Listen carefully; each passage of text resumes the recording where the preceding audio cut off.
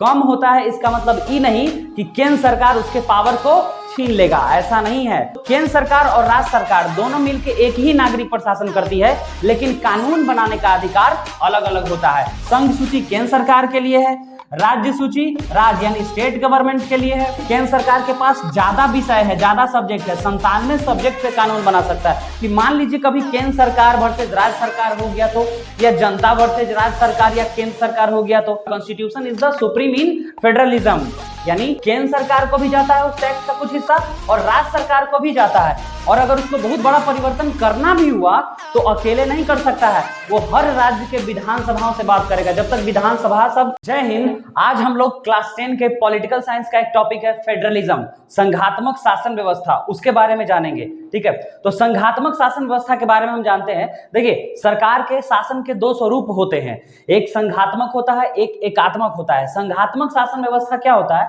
संघात्मक शासन का व्यवस्था का मतलब होता है जब सरकार सिर्फ केंद्र के द्वारा न चलाकर उसके स्टेट्स या स्मॉल यूनिट्स या इकाइयों द्वारा चलाया जाता है, उसको हम लोग संघात्मक शासन कहते हैं। यानी एक केंद्र सरकार भी होगी और राज्य सरकार भी होगी, लोकल गवर्नमेंट भी होगा, ऐसे करके पावर बटा हुआ रहता है, यानी सब लोग मिल करके सरकार चलाते हैं, उसको संघात्मक कहते हैं। और इसका ठीक अपोजिट होता है एकात्मक, यानी यूनिटरी फॉर्म ऑफ गवर्नमेंट। उसमें क्या होता है कि सिर्फ और सिर्फ केंद्र सरकार शक्तिशाली होता है, वही नियम कानून बनाता है, राज्य सरकार, स्टेट गवर्नमेंट या लोकल गवर्नमेंट या जो भी छोटा यूनिट होगा गवर्नमेंट का, उसका कोई वैल्यू नहीं रहता है। ठीक है, तो हमारे देश ने फेडरलिज्म को अपनाया है, यानी संघात्मक शासन व्यवस्था को अपनाया है, जहां पर केंद्र और राज्य दोनों मिल करके शासन करता है। और इन दोनों को अधिकार देने वाला कौन है? संविधान। संविधान दोनों को पावर देता है, अलग अलग सेपरेट, जो हम लोग आगे पढ़ेंगे। तो आइए हम लोग देखते हैं कि संघात्मक शासन व्यवस्था की क्या क्या विशेषताएं हैं, उसके बारे में जानते हैं। तो देखिए, ये टोटल विशेषताएं हैं, फीचर्स ऑफ फेडरलिज्म। तो पहला फीचर है दोहरी सरकार, डुअल गवर्नमेंट। तो ये तो डिफिनेशन में ही झलक गया होगा आपको कि जहां दो गो सरकार काम करे, यानी जिस देश में दोहरी सरकार व्यवस्था होता है। ठीक है, जैसे केंद्र सरकार हो गया और राज्य सरकार। केंद्र सरकार के पास थोड़ा ज्यादा पावर होता है, राज्य के पास कम होता है। कम होता है इसका मतलब ये नहीं कि केंद्र सरकार उसके पावर को छीन लेगा, ऐसा नहीं है। ठीक है, उसके पास अगर थोड़ा सा पावर है तो वो थोड़ा ही यूज करेगा, और केंद्र सरकार उसके पावर को ओवरटेक नहीं कर सकता है, और इसकी गारंटी संविधान देता है। ठीक है, तो संविधान जो है इन दोनों को सेपरेट किए हुए है पावर। तो इस तरह से डुअल गवर्नमेंट काम करती है, दोनों का अलग अलग पावर है। भले ही हाँ ये कह सकते हैं कि केंद्र के पास ज्यादा पावर है। जैसे कैसे है, मान लीजिए कि आप दो गो भाई हैं, एक बड़ा भाई एक छोटा भाई।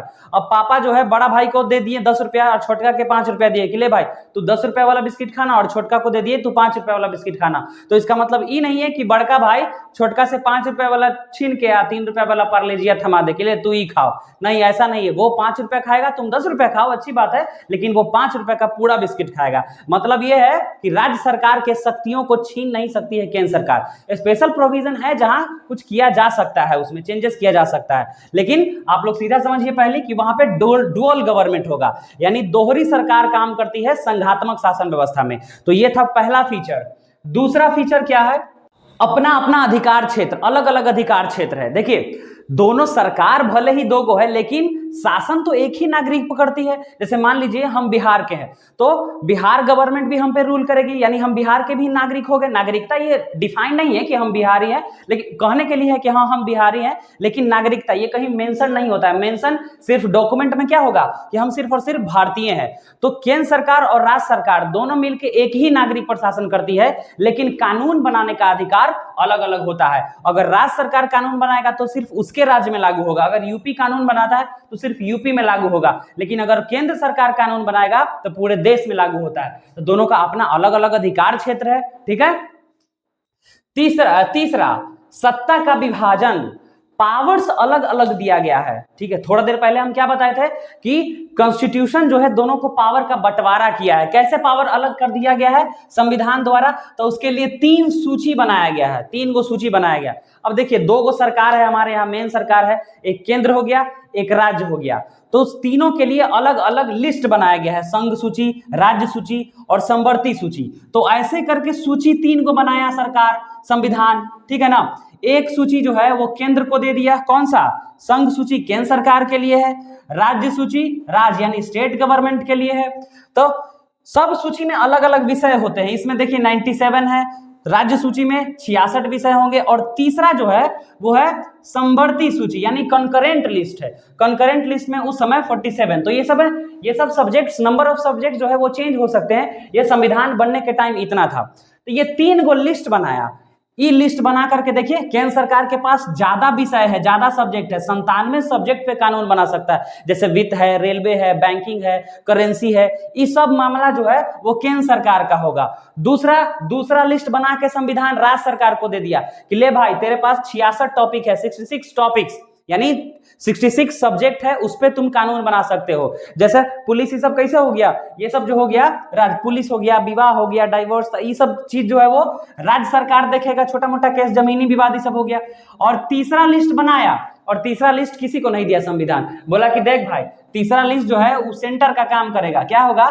इसमें ऐसे विषय को रखा गया है जिस पर कानून बनाने का अधिकार केंद्र सरकार को भी दे दिया और राज्य सरकार को भी दे दिया। मतलब इसमें ऐसे विषय जैसे शिक्षा, तो ये सब ऐसे विषय है जिस पे कानून बनाने का अधिकार केंद्र को भी है, राज्य को भी है। दोनों उस टॉपिक्स पे कानून बना सकता है। लेकिन मान लीजिए कभी कभी टकराव हो गया तो दोनों सेम टाइम, केंद्र सरकार, राज्य सरकार, मान लीजिए बिहार सरकार और केंद्र सरकार दोनों एक ही टॉपिक को एक साथ उठा लिया तो टकराव होने का चांस होता है। और जब भी टकराव होगा तो उस स्थिति में सुप्रीम कोर्ट बीच में आके बचाव करेगा, और सुप्रीम कोर्ट का ज्यादातर फैसला जो है वो केंद्र सरकार की तरफ होता है। ऐसा इसलिए क्योंकि संविधान ने उसको पहले से कह रखा है कि देख भाई जब भी दोनों लड़ते हुए आएगा तो केंद्र सरकार को ज्यादा वैल्यू देना है। क्यों? क्योंकि केंद्र सरकार पूरे देश के बारे में सोचती है। क्लियर हो गया? और राज्य सरकार तो सिर्फ अपने राज्य के बारे में सोचेगी। तो चलिए, तो सत्ता का विभाजन हो गया, जहां पे 3 सूची दिया गया है। केंद्र को अलग पावर है, राज्य को अलग पावर है, और समवर्ती सूची रख दिया है, ऐसे विषय जिसपे कानून बनाने का अधिकार दोनों के पास है। संघात्मक शासन व्यवस्था की चौथी विशेषता हम लोग देखते हैं। फेडरलिज्म का 4th फीचर है स्वतंत्र एवं निष्पक्ष न्यायपालिका। यानी जिस देश ने इस व्यवस्था को अपनाया है तो उसको सबसे पहले एक स्वतंत्र न्यायपालिका रखना पड़ेगा जो निष्पक्ष होगा। निष्पक्ष मतलब किसी के पक्ष में फैसला ना सुनाए और किसी भी सरकार के दबाव में आके काम ना करे। भारत में न्यायपालिका जो जुडिशियरी जो है वो 3rd पार्ट ऑफ गवर्नमेंट है, ठीक है, सरकार का एक अभिन्न अंग है। उसको जो है उसको पावर मिला हुआ है कुछ भी करने का इवन मतलब संविधान के हिसाब से चलेगा, तो वो स्वतंत्र होना चाहिए। क्यों ऐसा रखा गया है कि मान लीजिए कभी केंद्र सरकार वर्सेस राज्य सरकार हो गया, तो अगर केंद्र सरकार और राज्य सरकार में कोई आनाकानी हो गया, या हमारे पास 3 विषय है, संघ सूची, राज्य सूची, समवर्ती सूची में कोई भी मैटर हो गया, या जनता वर्सेज राज्य सरकार या केंद्र सरकार हो गया, तो ऐसा कुछ भी हो सकता है। तो कोई भी संघर्ष की स्थिति आएगी तो निपटाने वाला कोई होना चाहिए ना। तो कौन है? न्यायपालिका है हमारे यहाँ। न्यायपालिका, स्वतंत्र न्यायपालिका, ये हमारे संविधान में अमेरिका से लिया गया है, ठीक है। तो इसीलिए स्वतंत्र और निष्पक्ष न्यायपालिका की स्थापना की गई है। जनता के बीच या सरकार के बीच या राज्य सरकार, केंद्र सरकार, कोई भी संघर्ष की स्थिति होगी या संविधान पे कल हो के कोई प्रश्न खड़ा होता है, संविधान के बेसिक स्ट्रक्चर को मान लीजिए केंद्र सरकार बदलने का प्रयास करने लगा, या कुछ भी ऐसा केंद्र सरकार जबरदस्ती थोपेगा राज्य सरकार पे या नागरिकों पे, तो हमारा बॉडीगार्ड कौन है? हमारा रक्षक कौन है? तो सुप्रीम कोर्ट, भारत का सर्वोच्च न्यायालय हमारा बॉडीगार्ड है। तो सबसे पहले संघात्मक शासन व्यवस्था की इस विशेषता को ध्यान रखिएगा, सबसे इंपॉर्टेंट है स्वतंत्र एवं निष्पक्ष न्यायपालिका।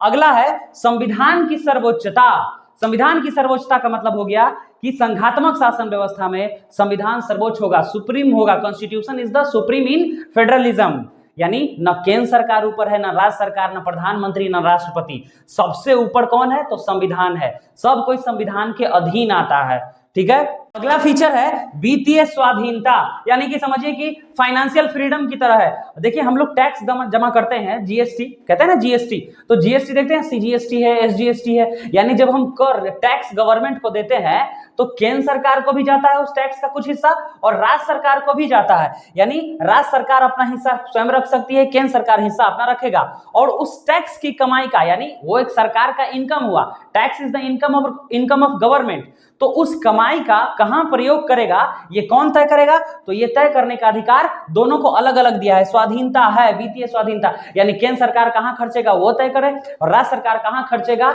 इस टैक्स को वो खुद तय करेगा, तो वित्तीय स्वाधीनता है। अगला विशेषता देखिएगा, सबसे इंपॉर्टेंट है, संविधान के मौलिक प्रावधान यानी बेसिक प्रोविजंस जो है वो संविधान संशोधन द्वारा परिवर्तन किया जा सकता है। तो संविधान में कुछ बेसिक स्ट्रक्चर है, कैसे हमारा संविधान लोकतांत्रिक है, हमारा देश संप्रभु राष्ट्र है, गणतंत्र है, स्वतंत्रता का अधिकार है, फंडामेंटल राइट्स दिया गया है, तो ये सब कुछ बेसिक प्रोविजन है।